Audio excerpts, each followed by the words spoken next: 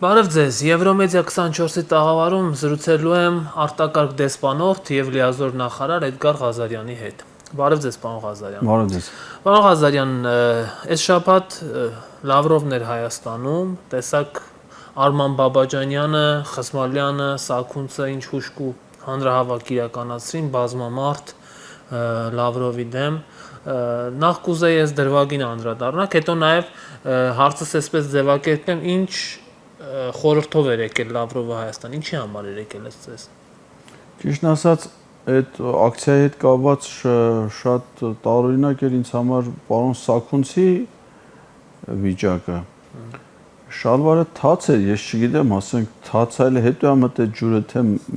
մտավ ջուրը այնտեղ թրջվավ, որովհետև ասենք հարց առաջանում, ասենք երեխա չի, մենք փոքր էինք հայ ջրավազաններում բանում լողանում ենք, բայց էլի չէր կարելի։ Բայց ասենք այդ եկա մարդը, գիտեք նա ինչ կարգավիճակ ունի։ Հայաստանի սահմանադրության փոփոխությունների մշակման խորհրդի անդամ է։ Վարչապետի որոշմամբ այդ ջրի ավազանում հայտնված հագուստով է, ասենք գոնե հանվեր նոր մտներ, չի, ասենք եթե լողանում է պետք է հանվեր հագուստով, ասենք մեծ մարդ է, մտել է ջրի մեջ, ասենք հասկան, ու հետո ասենք եթե նա քաղաքական ակցիա անում, բայց նա մինչև այդ իբր թե քաղաքական գործիչ չի, ինքը այդ հանձնաժողովում խորհրդում սահման ընդգրկված է որպես քաղաքացիական հասարակության ներկայացուցիչ։ Այո։ Բայց քաղաքացիական հասարակության ներկայացուցիչը քաղաքական ակցիային օտար երկրի քաղաքական գործչի դեմ գործողությանը չի պիտի առհասարակ ինքը մասնակցությունը նշանակում է խափի բայա։ Ինքը մեզ ներկայանում է որպես քաղաքացիական հասարակության ՀԿ սեկտորի ներկայացուցիչ։ Այդ կարգավիճակում ընդգրկվում է պետական նույնիսկ մարմիններում, հանձնաժողովներում, բայց պարզվում է որ ինքը քաղաքական գործիչ է։ Ես չեմ ասում որ ինքը քաղաքական գործիչ չի կարա լինի, բայց պետք է ազնիվ լինել, ասել որ դու քաղաքական գործիչ ես, քաղաքական գործ կամ եթե ասենք դա այդ ակցիան վճարովի է, ասենք ոնց է լինում, չէ՞, տենց վճարովի ծառայություններ են մատուցում, 3 մանեթով լացում են, չգիտեմ 5-ով գոռում են, այս ինչով։ Դա ուրեմն ազնվորեն պետք է գա, որ իրանք բոլորից պահանջում են, որ մարդիկ լինեն հրապարակայի, ինչ է, իրենց գույքը եկամուտները հայտարար։ Որոնք լավ կլներ այդ ակցիայի մասնակիցներն ասեին, ինչ են ստացել դրա դիմաց էդի կազմակերպելու համար, էլի։ Շատ տհաճ էր այդ իմաստով, մանավանդ որ արդեն վերջի շրջանում տեղեկություններ կա, որ իրաց ֆինանսավորումը պակասել է Թրամփի վարչակազմով։ Ունեցի մոտ տպավորությունը, որ արդեն Սաքունցը սկում է։ Փողը պակասել է, ինքը արդեն կամաց-կամաց խորտակվում է, այտենց տպավորություններ, տհաճ էր։ Իսկ ինչ վերաբերում է Լավրովի այցի, ես կարծում եմ, որ դա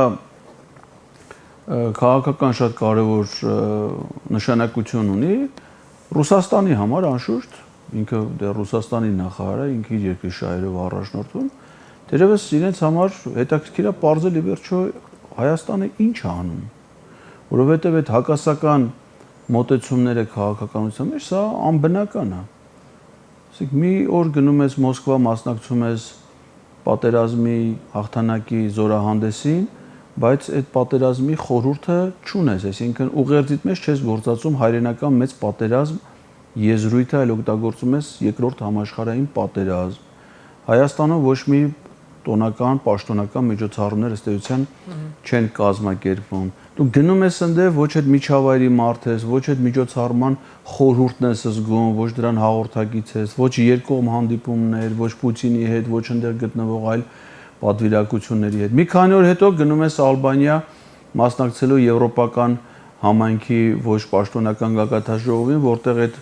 զորահանդեսի մասնակիցներից մենակ դու ես։ Նրանք էլ ընդեղից չեն հասկանում, չէ՞, ասեն, եթե դու ընդեղ մանավանդ որ գնալուց առաջ ասել են, որ ընդեղ հատկապես հիմա եվրոպական երկրների բարեկամների համար նախընտրելի չի այնտեղ մասնակցությունը հաշվի առնելով ռուս-ուկրաինական հակամարտությունը։ Իսկեն ընդեղ էլ գնում է այնտեղ որևէ մեկի ուշադրությանը չի արժանանում առհամարանքին։ Մի կողմից խոսում են Եվրոպական միության անդամակցության մասին։ Լավրովի այցից 1 օր առաջ Երևանը հյուրընկալել է Եվրոպա կարևելյան Եվրոպայի երկրներում, ասիական երկրներում Եվրամիության դեսպանների համաժողով, այսինքն ռեգիոնալ խորհրդակցությունը անցկացրել են Երևանում։ Ու դա ոչ միայն իրենց որոշումն է, այլ նաև արտգործնախարարը գնացել մասնակցել է դրան, ելույթ է ունեցել, խոսում է Եվրամիության հետ համագործակցության զարգացման մասին այն դեպքում, երբ որ Հայաստանում իրենք օրենք են ընդունել, իրենց իշխանությունը, իրենց կառավարության դրական եզրակացության, որը ընդհանրապես մի նախադասություն է պարունակում. հռչակվում է Եվրոպական միության անդամակցության գործընթաց։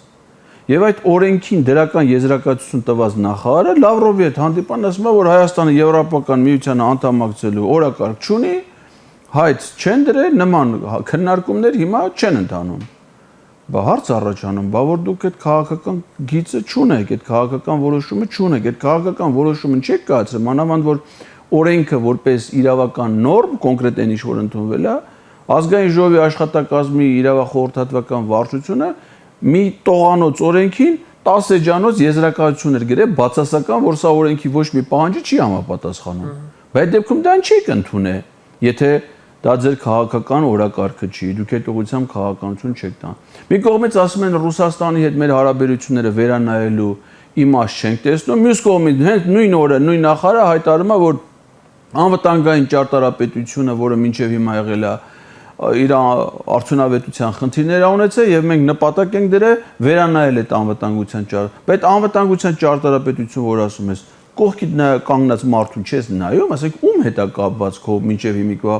անվտանգային ճարտարապետությունը, եթե այդ երկիրը քո հիմնական սպառազինությունների մատակարարն է, միակ երկիրն է, որի հետ դու ունես ռազմաքաղաքական դաշինք, Հայաստանը հապկից բացի ուրիշ որևէ ռազմաքաղաքական կազմակերպության չի անդամակցում, որի երկրի երկու տարբեր տիպի ստացիոնար զորամիավորներ գտնվում են քո երկրի տարածքում, եւ 102 ռազմաբազան եւ անվտանգության դաշնային ծառայության սահմանապահ զորքերը։ Բա որ ասում ես անվտանգային ճարտարապետությունը վերանայում ենք։ Եվ բայց Ռուսաստանի հետ մեր հարաբերությունները չենք վերանայում։ Բա էլ ի՞նչն ես վերանայում։ Իսկական ակնհայտ sense հակասությունների մի հատ ամբողջական շարք։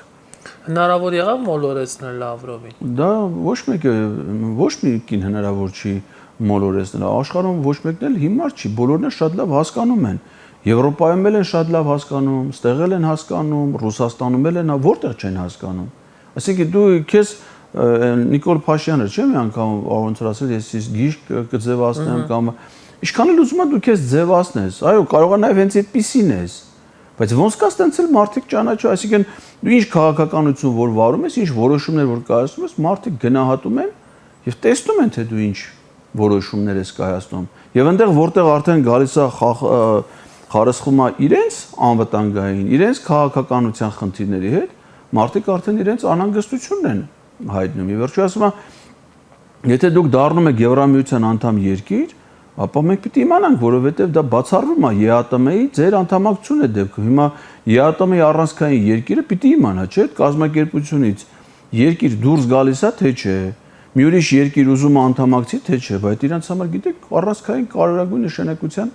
խնդիրներ են։ Կամ հիմա ասենք թե օրինակ այդ ռուսական սահմանապահ զորքերին, որ աստիճանաբար հանում են Հայաստանի սահմանից, չէ՞։ Հիմա օգոստոսի 1-ից հանեցին Զվարթնոց օդանավակայանից, հունվարի 1-ից հանեցին Մարգարայի եւ Մեղրու սահմանային անցակետերից եւ ոնց որ արդեն ճանապարհային քարտեզա դրած նաեւ սահմանային ուղեկալներից անելու եւ Իրանի սահմանը եւ Թուրքիայի սահմանը։ Հիմա Ռուսաստանի համար կարեւոր է հասկանալ, որովհետեւ ինքը խորհրդային միությունը կնքել է պետական սահմանի մասին պայմանագիր Թուրքիայի հետ։ Խորհրդային միության փլուզումից հետո այդ պետության իրավահաջորդը միջազգային հարաբերությունում Ռուսաստանի դաշնությունն է։ Հիմա Ռուսաստանը պիտի հասկանա իր եւ Թուրքիայի հետ պետական սահմանի համաձայնագիրը Հայաստանի հետ սահմանային մասով իրավական ուժ ունենալու է թե չէ, որովհետեւ եթե այդ իրավական ուժը կորավ, ինչը Հայաստանի իշխանությունների մտադրությունն է, նշանակում է Թուրքիան իր սահմանային ուղեկալները տեղաշարժելու է, մտնելու է խորք Հայաստանը օկուպացնելու։ Բայց Ռուսաստանի համար հետաքրքիր չի իմանա դա լինելու է թե չէ, որովհետեւ ստե ինքը ոչ միայն զորք ու զինվոր ունի, այլև կապիտալ ունի։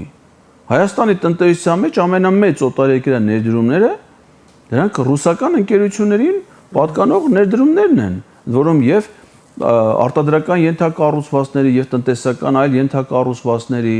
եւ ֆինանսական ենթակառուցվածքների իմաստով բանկեր կան, ապահովագրական ընկերություններ, բայց մարդիկ պիտի իմանան, ասենք Թուրքիան զավթում է Հայաստանը թե չէ։ Բացեց Հայաստանից հայտարարություններ են հնչում, Հայաստանի վարչապետն ասում է, ըստ Ադրբեջանի գործող սահմանադրության Հայաստանի տարածքի 70%-ը Ադրբեջանն է։ Այդ նշանակում է Ադրբեջանին իրավունք է տալի այդ հայտարարությամբ Նիկոլ Փաշինյանը ինքնիշխանություն հաստատի այն տարածքների նկատմամբ, որը ըստ Նիկոլ Փաշինյանի պատկանում է Ադրբեջանին, Ադրբեջանի գործող սահմանադրությամբ։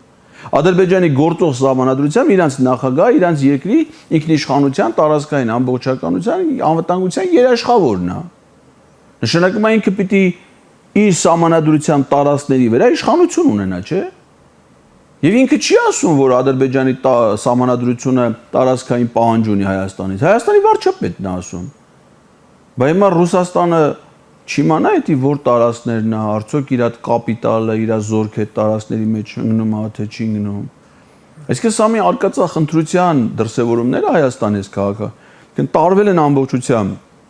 Թուրքիայի եւ Ադրբեջանի շահերը սպասարկելով առանց հասկանալու, որ դրանով վերացնելով մեր պետությունը նոր անվտանգային մարտահրավերներ են առաջացնում նաև այլ պետությունների համար։ Իրան Իսլամական Հանրապետության համար կարևոր է իմանալ Հայաստանը որպես պետություն մնում է թե չէ։ Դուք պատահական մի համարեք, որ Լավրովի այցին զուգահեռ Իրանի պաշտպանության նախարարն այցել է Հայաստան։ Մարդիկ ուզում են հասկանալ, այս երկիրը մնում է թե չէ, թե չի մնում, ինչ է ալնում։ Որովհետև եթե պետությունը վերանալուց հետո իրանք պետքա կորցնեն իրենց դեպի Սևծով դուրս գալու հասանելիությունը, որ հիմա ունեն Հայաստանի տարածքով, հյուսիս-հարավ ճանապարհ են կառուցում այդ Պարսից ծոցը Սևծովի հետ կապելու համար, հիմա իրենք պիտի հասկանան, այս պետությունը մնում է, չի մնում, հետո արանքում ինչ է ձևավորվելու, որպեսզի իրենք իրենց քաղաքականությունը հասկանան։ Իսկ Հայաստանի իշխանությունները ամբողջ աշխարհի այս մասում խառնել են իրար։ Մենակ մի նպատակով, որպեսզի Ադրբեջանի եւ Թուրքիայի շահերը սպասարկեն, իրանք մնան այստեղ որպես մարզպետ։ Եվ թալանեն ու կեղեքեն հայ ժողովրդին, բնաջնջեն մեր ժողովրդին, ինչ որ անում են այս 7 տարվա ընթացքում։ Պարոն Ղազարյան, մի փոքր չէ, թեման շատ շեղեմ հիմա ես եւ զրուցեմ Աննա Հակոբյանից, որտեղ նրա թիրախում հայտնվել եք նաեւ դուք վերջին շաբաթվա ընթացքում մինչ այդ Աննա Հակոբյանը ներկայանում էր որպես կրթված, ուսյալ, ավելին մարդկանց կրթելու առաքելություն ունեցող մարդ, հանրային զսպված գործիչ, բայց վերջին մի շաբաթում, ինչպես դուք եք բնութագրել, իրեն դոգի նման է պահում եւ ձեզ էլ վիրավորական արտահայտություններով մի քանի անգամ թիրախավորել էր, ինչու եք հայտնվել առաջին տիկնոջ թիրախում։ Նախ ես չգիտեմ Նիկոլ Փաշինյանը քանի տիկին ունի, համարակալել է դրանց թե չէ, առաջինը որ մեկն է, չորրորդը որ մեկն է, նա պաշտոնապես նման կարգավիճակ չունի։ Հայաստանի Հանրապետությունում, եթե առաջի տիկին հասկացություն աշխարհում գոյություն ունի, դա վերաբերում է պետությունների ղեկավարների կանանց, իսկ պետական արարողակարգի մասին Հայաստանի Հանրապետության օրենքով 10-րդ հոդվածն է, դիվանագիտական աստիճանակարգով Հայաստանում ամենաբարձր աստիճանակարգ ունի Հանրապետության նախագահը։ Այսօր Աննա Հակոբյանը այդ հավակնությունը չի կարող ունենալ, առավել ևս, որ ինքը Նիկոլ Փաշինյանի կինն էլ չի։ Ազատ աղջիկա, անտեր աղջիկա, հիմա հայտնվել է այտենց վատ միջավայրում, ասենք մենք Նիկոլ Փաշինյանի 1-2 հարցազրույց լսելուց ենք ստրեսի մեջ հայտնվում։ Նրա հետ ավելի երկար ժամանակ է անցկացնում ու կարա դա շատ բացաբար անդրադառնա եւ անդրադարձել է եւ մարդկային հումանիզմը թույլ չի տալի այդ ծանր վիճակի մեջ գտնվող մարդուն առասարակ քննարկման առարկա դարձնել եւ ես կարծում եմ որ Աննա Հակոբյանը նման ձևով ուզում է իր վրա ուշադրություն ավելի շատ հրավիրի Կրիլովը մի հայտնի առակ ունի չէ բանաստեղծային Փիռն ու Մոսկան։ Այդ խորհուրդը որն է, որ շունը այդ առակի խորհուրդն եմ էլի նկարագրում Աննա Հակոբյանի գրառումները չեմ բարձրաբանում այդ որ շունը փողոցով անցնող փղի վրա անդադ հաչում է եւ մյուս շները ասում են ինչի ես հաչում էլի չէ որ դու քո մասշտաբը Իրանը տարբեր է էլի ոտի տակ կգնես մա ասում է ես որ իրա վրա հաչում եմ դուք ինձ ուշադրություն եք դա առակի խորհուրդը է դա էլի Աննա Հակոբյանը այդ անդադ այդ ձևով փորձում է ինքը ուշադրություն հրավիրել իր վրա որին ինքը երբևէ արժանի չի դրա համար ես կարծում որ առհասարակ նրան պետքա քննարկման առարկա չդարձնել մեր հանրային կյանքում նա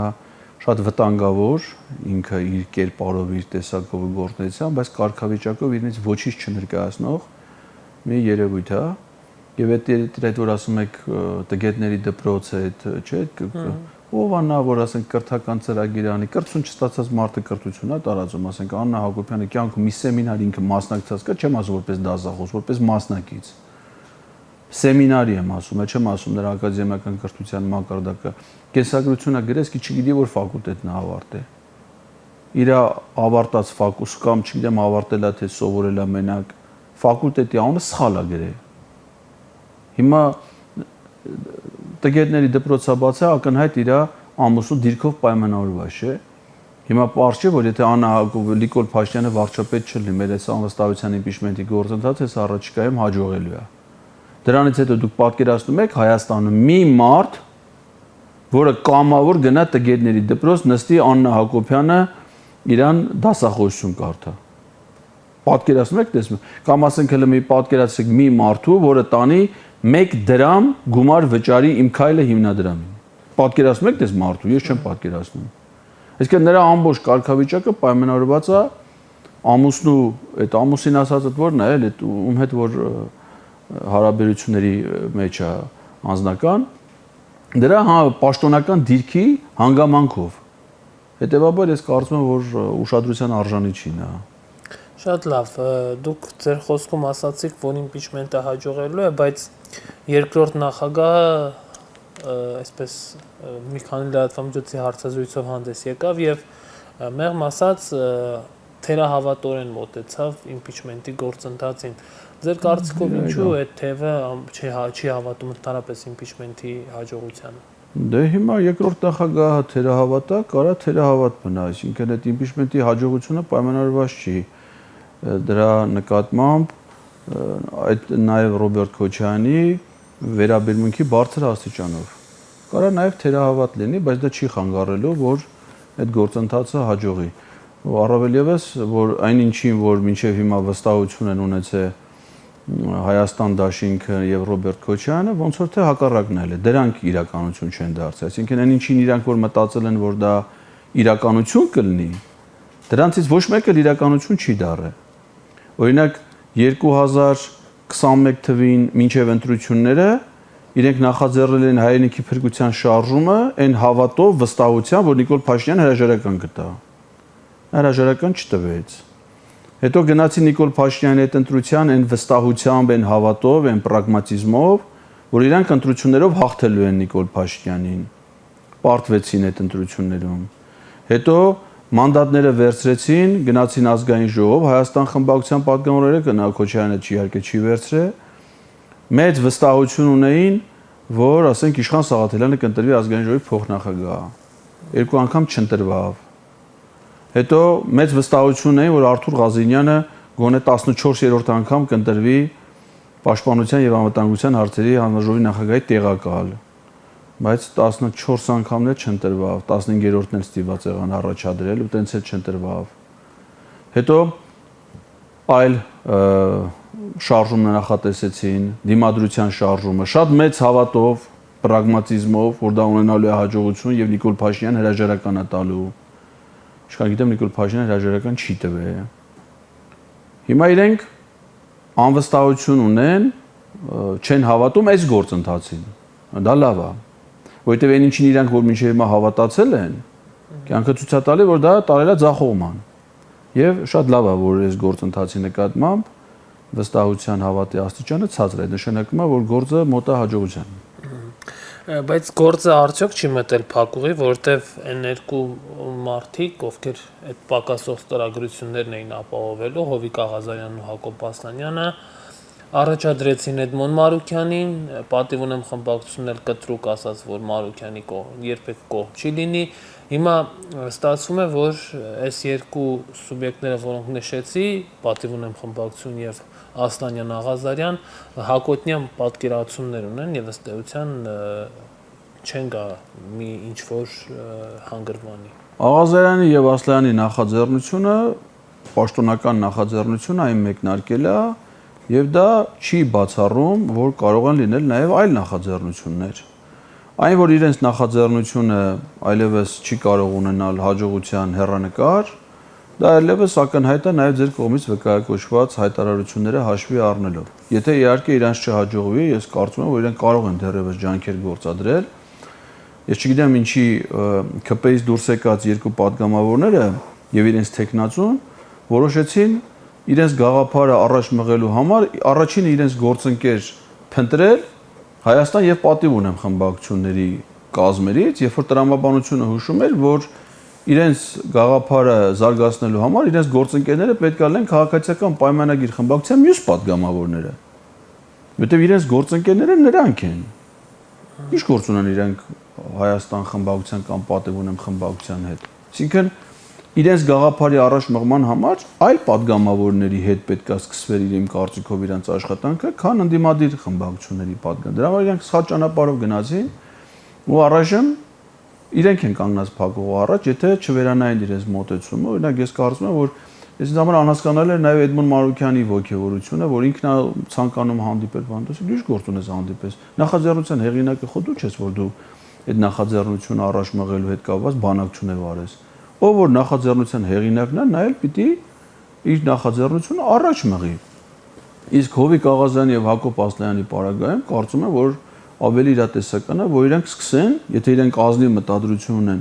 վարչապետին անվստահություն հայտնելու, սկսեն աշխատանքը իրենց քաղաքացիական պայմանագիր խմբակցության նախկին գործընկերների հետ։ Այդ դեպքում կարող է իրենք ձեռք բերեն գործընկերներ եւ գնան հաջողության,